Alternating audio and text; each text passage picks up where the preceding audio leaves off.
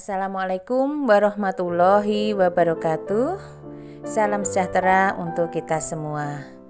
Selamat pagi anak-anak. Bagaimana kabar kalian? Ibu doakan semoga kalian senantiasa dalam keadaan sehat walafiat. Ketemu lagi dengan Ibu di semester 2 tahun ini. Terima kasih kepada Bapak Ibu dan anak-anak yang telah subscribe channel saya ini, dan bagi yang belum jangan lupa klik subscribe-nya ya, dan juga bagikan kepada teman-teman kalian. Anak-anak, pada video kali ini kita akan membahas tentang keunggulan dan keterbatasan antar ruang serta peran pelaku ekonomi.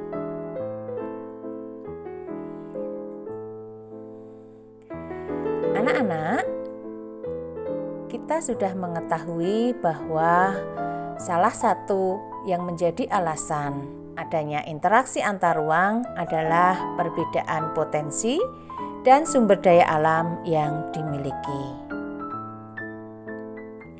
Tahukah kalian apa sajakah sumber daya alam yang dimiliki oleh Indonesia?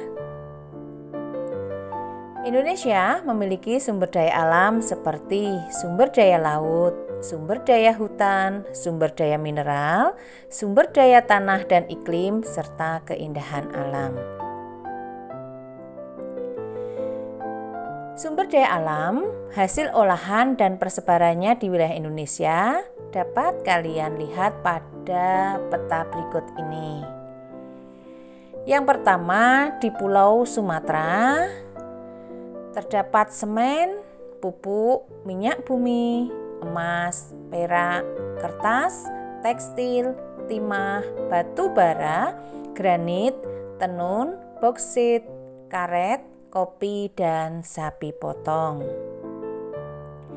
Sedangkan yang terdapat di Pulau Jawa antara lain pupuk, tekstil, kayu lapis, susu, teh, semen, beras, baja, pipa, batik, perkapalan, rokok, emas, perak, baterai, tembakau, cengkeh, kosmetik, dan garam. Nah, di Pulau Bali dan Nusa Tenggara, baik barat maupun timur, memiliki sumber daya alam dan hasil olahan seperti tenun, semen kupang, mangan, minyak cendana, emas, dan perak. Di Pulau Kalimantan merupakan penghasil boksit, minyak kelapa, intan, rotan, karet, minyak bumi, batu bara, biji besi, kayu lapis, gas alam cair, tenun, kristal, dan timah. Sedangkan di Pulau Sulawesi memiliki sumber daya alam dan hasil olahan berupa minyak kelapa, marmer, emas, mangan, gips, kayu, biji besi, nikel, mika, aspal, kapur, tembaga, dan tekstil. Di Kepulauan Maluku, penghasil emas, minyak bumi, minyak kayu putih, nikel, dan asbes. Bagaimana dengan Papua? Papua merupakan penghasil minyak bumi, kayu gelondongan, kayu lapis, emas, perak, aluminium, asbes, tembaga, dan marmer. Anak-anak, setiap daerah memiliki sumber daya alam yang berbeda-beda karena faktor teknologi dan geografi. Perbedaan tersebut akan menimbulkan aktivitas perdagangan. Aktivitas perdagangan tidak dapat dilepaskan dari produksi yang merupakan salah satu kegiatan ekonomi. Kegiatan ekonomi akan berjalan jika ada pelaku-pelaku ekonomi. Nah, tahukah anak-anak apakah yang dimaksud pelaku-pelaku ekonomi tersebut? Mari kita bahas pada video berikut ini. Ya, tapi sebelumnya ini untuk renungan kita semua. bahwa kita itu harus bersyukur anak-anak karena menjadi bagian dari bangsa Indonesia. Kita tinggal di Indonesia, negara yang subur, memiliki iklim nyaman, dan memiliki sumber daya alam yang melimpah. Nah, rasa syukur itu perlu diwujudkan dengan memanfaatkan sumber daya alam dengan bijaksana dan menjaga kelestariannya, sehingga dapat lestari sampai anak cucu kita. Baik anak-anak, mari kita lanjutkan, tapi jangan lupa klik subscribe dan tombol loncengnya ya, supaya kalian senantiasa mendapatkan informasi video-video terbaru dari saya. Nah, apakah yang dimaksud dengan pelaku ekonomi? Pelaku ekonomi adalah orang atau lembaga yang melakukan kegiatan ekonomi. Ada 4 jenis pelaku ekonomi anak-anak. Yang pertama adalah rumah tangga konsumen atau rumah tangga keluarga. Yang kedua adalah rumah tangga produsen atau rumah tangga perusahaan. Yang ketiga rumah tangga pemerintah. Dan yang keempat adalah rumah tangga luar negeri atau sektor luar negeri. Nah, itu adalah 4 jenis pelaku ekonomi. Bagaimana dengan rumah tangga keluarga atau konsumen? Ya, atau disingkat dengan RTK. Rumah tangga keluarga adalah kelompok masyarakat yang melakukan kegiatan konsumsi terhadap barang dan jasa untuk memenuhi kehidupan diri sendiri atau keluarga. Rumah tangga keluarga juga pemilik berbagai faktor produksi. Faktor-faktor produksi yang terdapat pada rumah tangga keluarga antara lain tenaga kerja, barang-barang modal, dan harta tetap seperti tanah dan bangunan.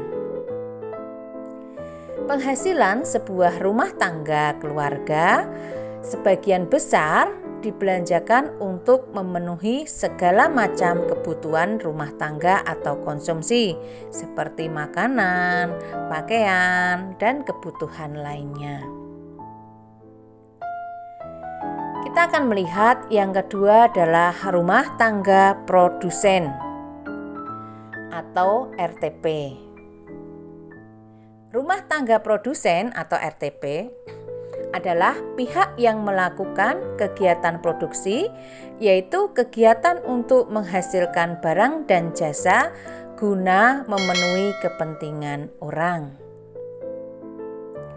RTP ini merupakan kegiatan ekonomi yang dibentuk oleh pengusaha atau wirausahawan dengan tujuan untuk mencari laba. RTP ini membeli atau mempekerjakan sumber daya atau faktor produksi dari rumah tangga konsumen dan membeli bahan-bahan serta peralatan, misalnya mesin-mesin anak-anak. RTP ini menghasilkan dan menjual barang dan jasa yang dibutuhkan oleh masyarakat atau rumah tangga konsumen. Nah, dalam video di samping itu contoh rumah tangga produsen yang memproduksi alat-alat berat dengan merakit alat-alat berat.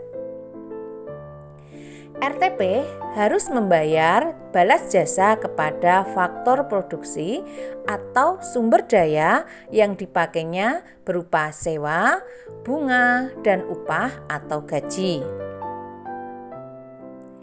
Kita lanjutkan dengan rumah tangga pemerintah anak-anak. Rumah tangga pemerintah adalah pihak yang menghasilkan dan mengkonsumsi barang dan jasa.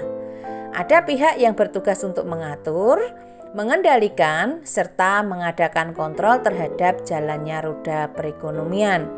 Nah, pada video di samping itu rumah tangga pemerintah yang membelanjakan untuk pembangunan.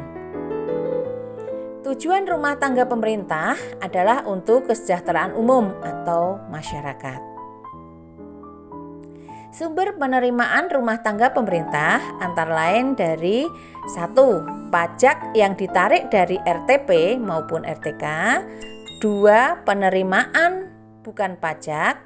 3. Pinjaman atau hutang baik dari dalam negeri maupun dari luar negeri.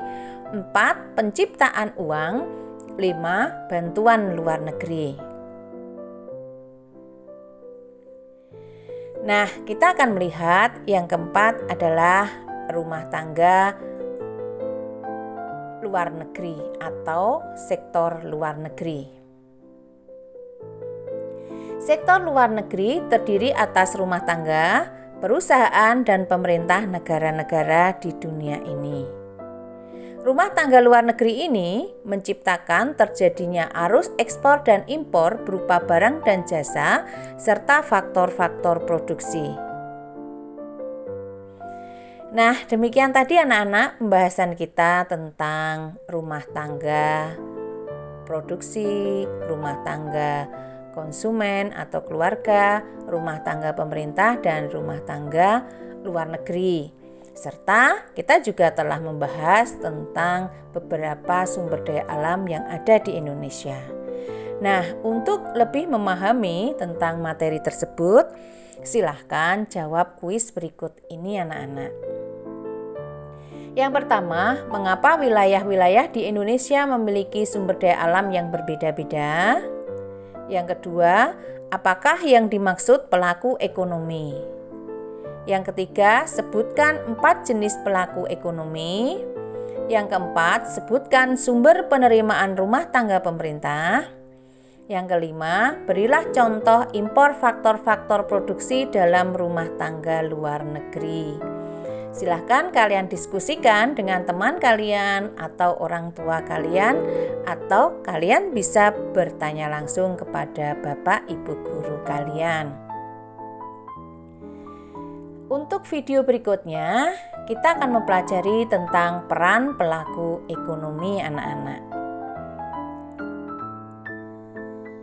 Jangan lupa temukan video lainnya di Titik Agung Family atau Titik Sunarti Widyaningsih dengan alamat http://www.youtube.com/c/titikagungfamily.